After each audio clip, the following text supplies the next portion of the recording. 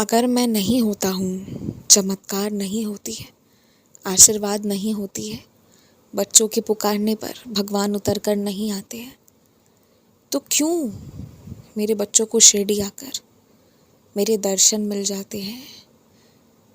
साक्षात इंसान स्वरूप में उन्हें मेरे दर्शन मिल जाते हैं। क्यों जब वो तीर्थ करने त्रिकुटा पर्वत पर माँ वैष्णवी के दर्शन को जाते हैं तो कन्या उनके रास्ते मिल जाती हैं। फिर क्यों गंभीर से गंभीर बीमारी भी दरबार में आकर ठीक हो जाती है। ये कहने का तुम्हें हक नहीं है कि चमत्कार नहीं होता है, या मैं नहीं हूँ, या फिर मैं तुम्हारी सुनता नहीं हूँ। ये तो मैं नहीं मान सकता।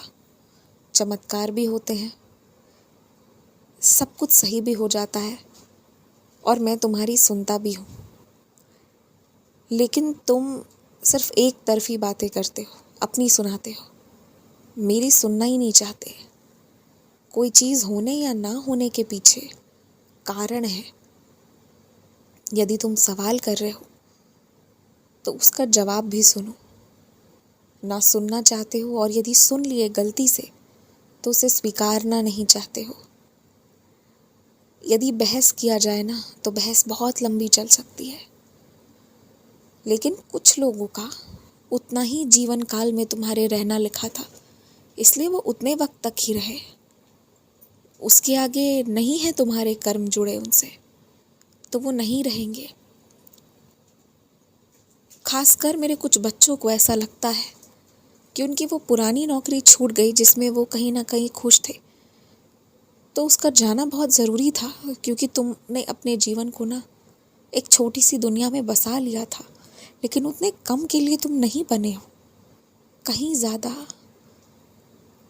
कितना ज़्यादा बेहतरीन के लिए बने हो वो तुम्हें नहीं समझ आ रहा। अब समझोगे, इसलिए कुछ चीज़ें छूट गई। तो जो भी हो रहा है, और ख़ासकर जो छूट रहा है, वहाँ पर खाली जगह और अच्छी चीज़ों से भरेंगी। जीवन भर सीखना चलता रहेगा। मेरा डांटना भी जीवन भर चलता रहेगा। जब गलत करोगे तब डांट खाओगे, ताकि हल्की से गलत पे ही डांट खा जाओ, जिससे कि कुछ ज़्यादा गड़बड़ करना बैठो। बात बस इतनी सी है। जिन मंदिरों के अंदर जाने की हिम्मत नहीं होती तुम्हारी, सिर्फ इसलिए कि वहाँ बहुत भीड़ है और तुम्हारे सांस रुकने लगते हैं, यदि अंदर चले गए तो लगता है शायद प्राण त्याग दोगे वहाँ पर। इतना परेशान। तो उस तरह के मंदिरों में यदि तुम प्रवेश नहीं कर सकते, या करना नहीं चाहते, या डर लगता है, तो क्या हुआ। वहाँ बैठे भीतर प्रभु के जिस रूप के दर्शन लेने गए हो, उनको बाहर बुला लो, प्रेम से बुलाओ, वो आएंगे, तुम्हें दर्शन देने आएंगे। वो वहाँ बैठे ही अपने हर एक बच्चों को दर्शन देने के लिए। उनके शहर में आकर यदि उनके दरबार नहीं जाओगे तो उन्हें निश्चित ही बुरा लगेगा। लेकिन अगर उनसे कहोगे कि दरबार से 2 पल बाहर निकलकर वो तुम्हें दर्शन दे, तो खुशी मिलेगी। भला अपने शहर आकर अपनों से मिले बिना कौन जाता है। याद तो कर लो, वो याद में ही खुश हो जाएंगे। फिर तुम्हें जाने की ज़रूरत नहीं है, वो खुद चल कर आएंगे। नारायण आएंगे तुम्हारे पास, बुलाओ उनको, और माँ लक्ष्मी संग आएंगे। खुश रहो।